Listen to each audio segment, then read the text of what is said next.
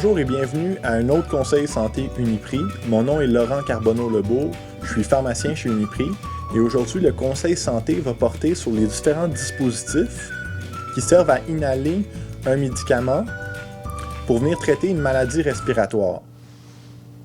C'est très important de bien connaître l'utilisation des dispositifs qui servent à inhaler le médicament. C'est pourquoi aujourd'hui, je vais voir avec vous les principaux dispositifs et leur utilisation.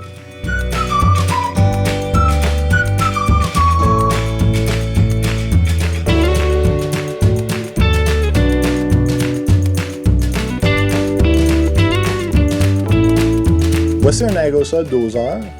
Celui-ci ne contient pas de médicaments, c'est un placebo pour les besoins de la démonstration. La première fois qu'on va utiliser un aérosol doseur, on va faire une vaporisation dans le vide. C'est ce qu'on appelle amorcer le dispositif pour vérifier s'il fonctionne comme il faut. Donc on va enlever le couvercle autour de l'embout de l'aérosol doseur et on va venir faire une vaporisation dans le vide comme ceci. Donc on a vu que la vaporisation a bien fonctionné. Ça veut dire que le dispositif marche comme il faut. On est prêt à prendre notre première dose. Pour prendre une dose de médicament à travers un aérosol doseur, on doit tout d'abord expirer dans le vide pour vider les poumons de l'air qu'il contient et on va placer sa bouche autour de l'embout de l'aérosol doseur. Ensuite, on va presser sur la bonbonne pour faire une vaporisation tout en inspirant. On essaie de garder notre respiration une dizaine de secondes. Ça donne ceci.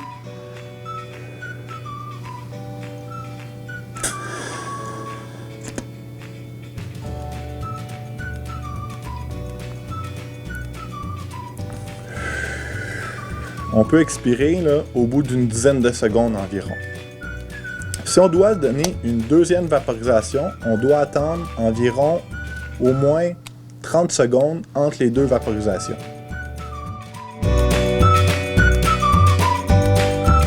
Voici un aérochambre qu'on appelle aussi une chambre d'espacement. L'aérochambre sert à ce que le médicament qu'on administre par un aérosol doseur soit mieux absorbé. Ça sert aussi à limiter l'apparition de certains effets indésirables qu'ont certains médicaments. Donc, comment on utilise l'aérochambre? Il s'agit tout d'abord de venir fixer au bout de l'aérochambre l'aérosol doseur comme ceci. Pour chaque vaporisation, on va respirer normalement durant une dizaine de secondes à travers l'aérochambre. On doit prendre des respirations et des inspirations lentes. Si on respire trop rapidement, il y a une valve dans l'aérochambre qui va siffler. Ça veut dire qu'on respire trop rapidement, il faut ralentir notre respiration. Je vais vous faire un exemple d'une bonne utilisation de l'aérochambre en respirant normalement durant 10 secondes. Donc, je vais venir ouvrir l'embout de l'aérochambre. Je vais prendre une respiration. Une vaporisation là, en respirant 10 secondes.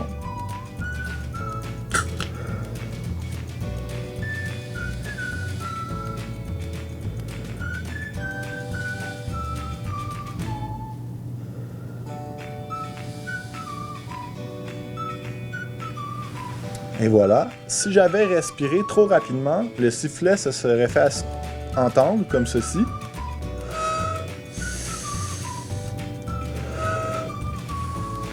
Donc, on prend des respirations lentes.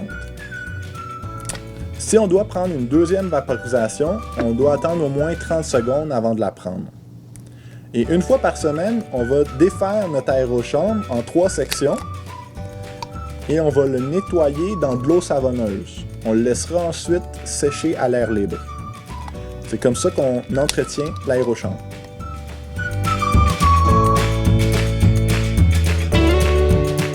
Voici un inhalateur discus.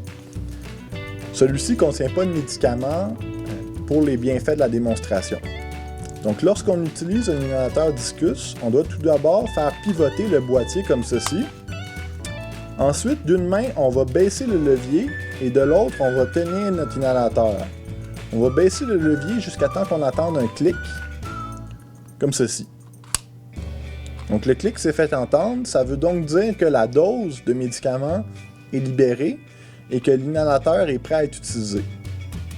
Lorsqu'on va l'utiliser, on va expirer dans le vide. On va ensuite mettre notre bouche autour de l'embout. Donc on expire dans le vide pour vider l'air des poumons. Et en mettant notre bouche autour de l'embout, on va prendre une inspiration lente et profonde durant une dizaine de secondes. On va de cette manière prendre le médicament. Ça va donner ceci.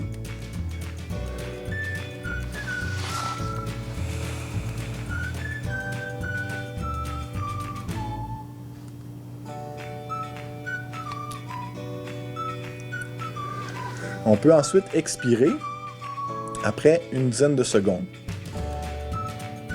Donc, à la toute fin, on peut refermer le boîtier comme ceci et l'inhalateur est prêt à la prochaine utilisation. On voit que sur l'inhalateur, on retrouve un compte à rebours des doses. Donc, c'est bien de tenir à jour les doses qu'on utilise et de regarder cet indicateur qui nous permet de savoir où on est rendu. On va aussi, une fois par semaine, utiliser un linge sec pour venir nettoyer notre inhalateur comme il faut.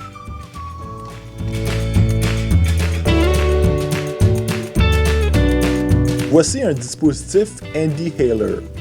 Pour utiliser ce dispositif-ci, il faut d'abord ouvrir le couvercle et on peut ensuite ouvrir l'embout buccal, comme ceci. Donc, ce qui laisse découvrir là, un emplacement où on peut mettre une capsule. On va venir prendre une capsule comme ceci, qui est une capsule placebo, donc qui ne contient pas de médicaments là, pour les bienfaits de la démonstration, et on va venir la placer dans notre dispositif. On va refermer l'embout buccal comme ceci, pour qu'on entende un clic. Et pour venir libérer la dose contenue dans la capsule, on vient presser sur le bouton vert sur le côté, ce qui va avoir pour effet d'écraser la capsule comme il faut et ainsi de libérer la dose. Pour prendre une dose à travers un Handyhaler, on doit tout d'abord expirer dans le vide pour vider l'air de ses poumons. On va ensuite placer sa bouche autour de l'embout et on va prendre une inspiration lente et profonde durant environ une dizaine de secondes. Si on prend la dose comme il faut, on va entendre la capsule vibrer dans le dispositif. C'est bon signe, ça veut dire que la dose est prise correctement. Ça va donner ceci.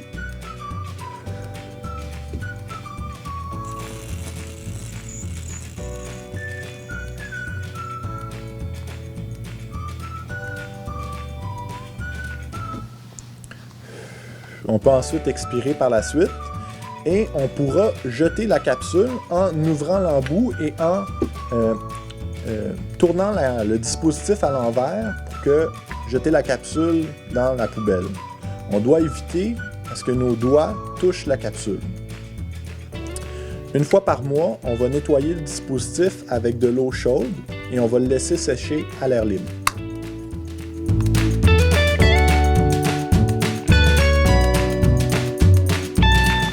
Voici un Turbuhaler qui ne contient pas de médicaments pour les besoins de la démonstration.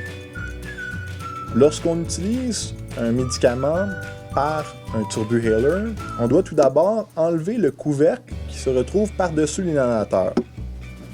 Donc, voici l'inhalateur. Lorsqu'on veut prendre une dose, on doit tenir l'inhalateur d'une main et tourner la molette à sa base de l'autre main. On va tourner la molette dans un sens jusqu'au bout et on va revenir dans l'autre sens jusqu'à temps qu'on entende un clic. Et voilà, ça veut donc dire que la dose est libérée, elle est prête à être prise. On va ensuite expirer dans le vide pour vider l'air de ses poumons. Puis on va placer sa bouche autour de l'embout de l'inhalateur. On va prendre une inspiration lente et profonde pour inhaler le médicament. Puis on va prendre une inspiration durant une dizaine de secondes. Ça va donner ceci.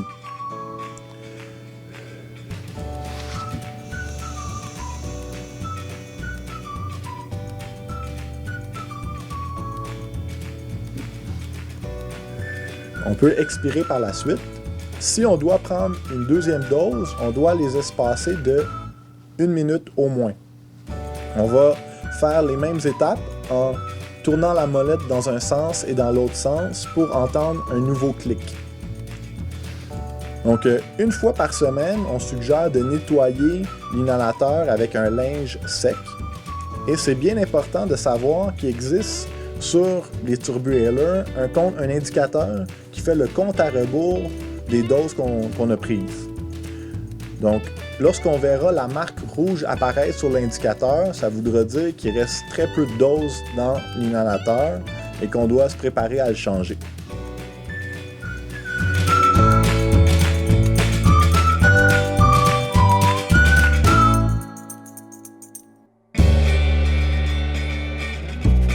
C'est ce qui conclut le conseil santé de la semaine Uniprix. Si vous voulez d'autres renseignements au sujet des dispositifs pour inhaler des médicaments contre les maladies respiratoires, n'hésitez pas à consulter un pharmacien chez Uniprix. Pour ma part, je vous donne rendez-vous la semaine prochaine pour un autre conseil santé Uniprix.